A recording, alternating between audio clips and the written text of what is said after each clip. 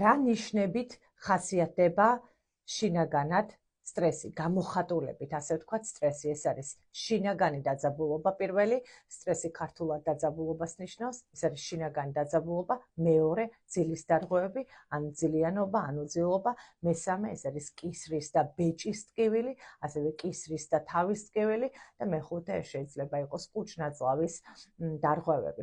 ახლა შესაძლოა ადამიანს აი ეს სიმპტომები ჰქონდეს და მიმართავს ექიმს, რომ მაქვს კუჭნაწლავის დარღვევა, მაქვს თავის ტკივილი, მაქვს კისრის და ბეჭის ტკივილი მუდმივი. მივა ექიმთან, ექიმი ამოწმებს, ყველაფერი სუფთა, არაფერი არ არის, მე ბრუნდება სახლში, მე მიდის სხვა ექიმთან და ასე შემდეგ. მეგობრებო, გვახსოვდეს აქ, რომ ეს შესაძლოა, როდესაც ესეთი შემთხვევა გვაქვს ლაპარაკია ფსიქოსომატურ დაავადებებზე. მაშინ რაც ნიშნავს ეს, როდესაც ადამიანს შინაგანად ესე ყველაფერი ჯანსაღად აქვს, მაგრამ მისი ტკივილი, მისი ჩივილები არსად არ მიდის. ამ შემთხვევაში რა უნდა გავაკეთოთ? რა უნდა გავაკეთოთ და უნდა მიმართოთ ფსიქოთერაპევტს, რათა დამუშავებული იქნეს ეს პრობლემა და ის სიმპტომატიკა, რომელიც გამოვლენილია სხეულებრივი ნიშნებით, იქნეს მორჩენილი.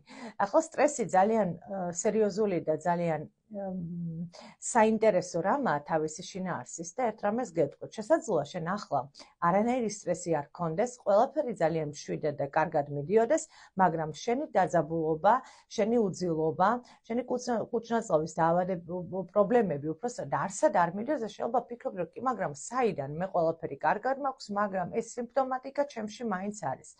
აქ გვახსოვდეს ერთი რამ, რომ სტრესი ძალიან საინტერესოა თავისი ფენომენით, მეთქი ხომ თქვი?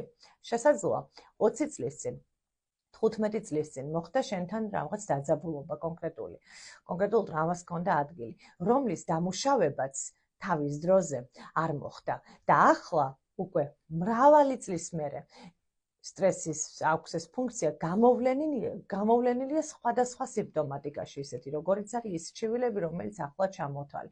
ასე რომ გვახსოვდეს ის, რომ თუ შენ ახლა ყველაფერი მშვიდად არის, ეს არ ნიშნავს იმას, რომ შენ ორგანიზმში სტრესი არ არის. აქვე გვახსოვდეს ერთი რამ, რომ სტრესი მიზეზი შეიძლება გახდეს გულსისხლძარღვ დაავადებების, კუჭნაწლავის დაავადებების და მათ შორის ონკოლოგიური დაავადებებისა. ასე რომ, როდესაც სტრესზე გვაქვს ლაპარაკი, ვიყოთ ძალიან ფრთხილად, რადგან სტრესი ეს არის სამწუხაროდ 21 საუკუნის დიდი პრობლემა, რომელიც გამოხატულია სხვადასხვა სიმპტომებში და რომლის საშველიც ჩვენ გვაქვს ძალიან კარგი და ფსიქოთერაპია. ფსიქოთერაპია ეს არის, რომელიც მოახდენს სტრესის მიზეზის დადგენას და ამის მკურნალობას.